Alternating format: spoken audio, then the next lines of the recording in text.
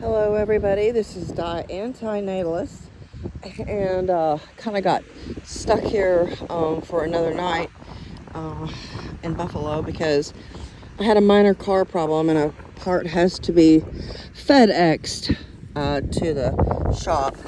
Anyway, right off the bat I found a piece of sea glass, so that makes me kind of happy.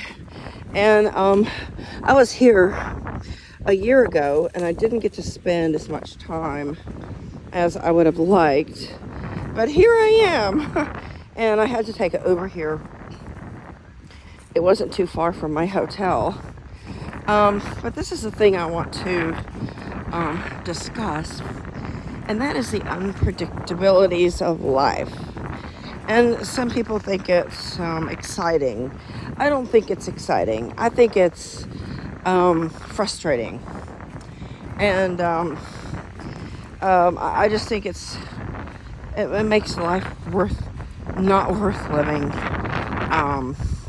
It makes life pointless to add another soul into this life, to be afflicted with, oh, that's a pretty shell.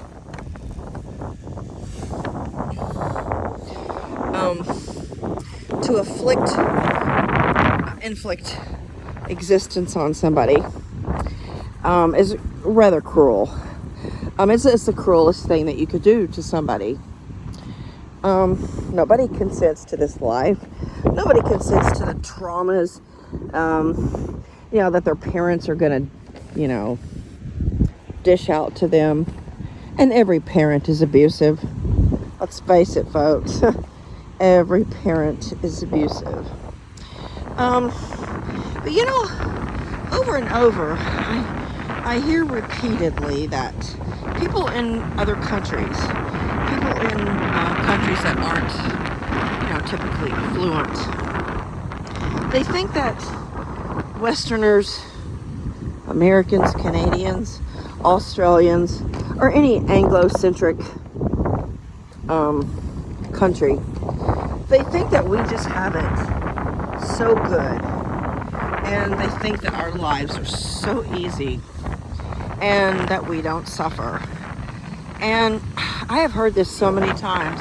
It's really angering to really dismiss somebody's suffering just because they may have more resources, financial. Ooh, another piece of glass.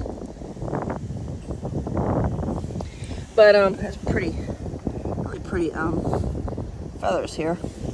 But it's really cruel, folks, to dismiss potential suffering from somebody just because they come from an affluent country or a Western country or an Anglo-centric country. It's very dismissive, and it's not supportive. And I really hear that repeatedly. Technically, people from poor countries can be happy. And there are people in poor countries, developing countries, who are happy.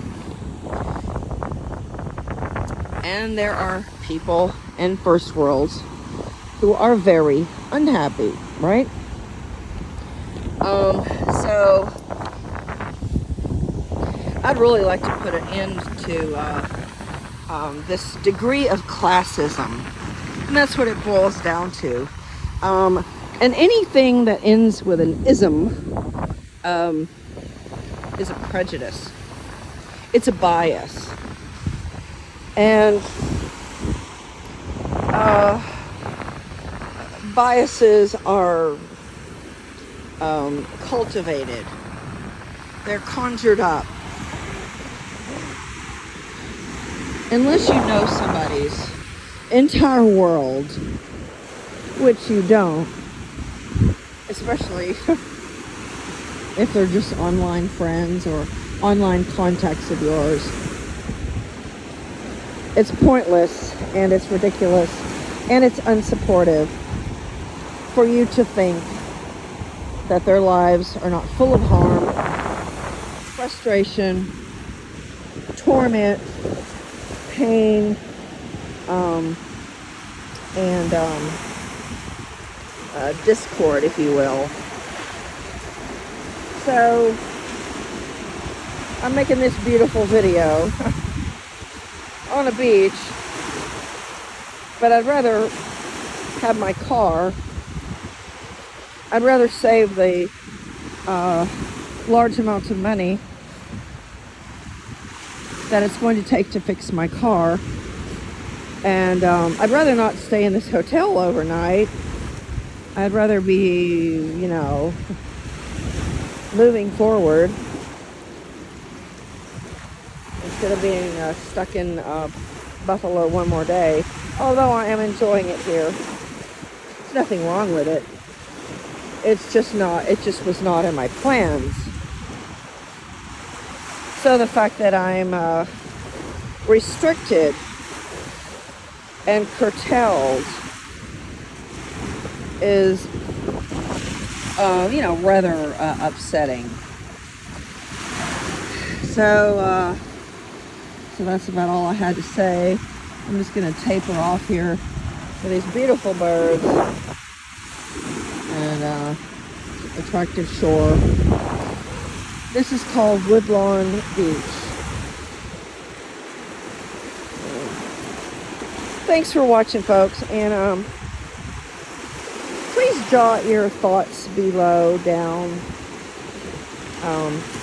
you know, about the lack of support that you may feel as Westerners from people who are less affluent. Being less affluent does mean that, you know, you're probably going to suffer a whole lot more, but it certainly does not mean that affluent people do not have a large scale of suffering to contend with.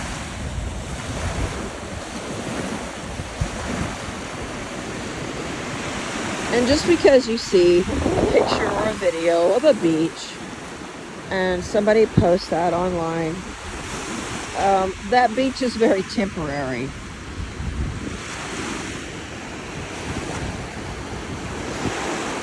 I know that there's a lot of jealousy online. I know that there's a lot of hate. But if it tempers the jealous people to remind themselves that everybody's life is full of harm, so be it. I certainly hope that jealous people do not wish harm on others just to even the score. But I do think that some people get excitement and get thrills over the harms that other people go through. I'm sure that somebody out there is ecstatic that, you know, I'm kind of stuck in Buffalo for another day with hotel and food expenses and Uber expenses. I'm just quite sure of it, actually, because I know human nature. I know how most people are. So anyway,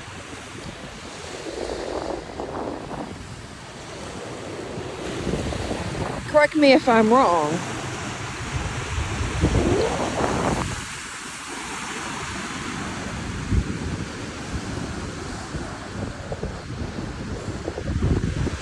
This is a very nice beach, and there's no families, there's no children,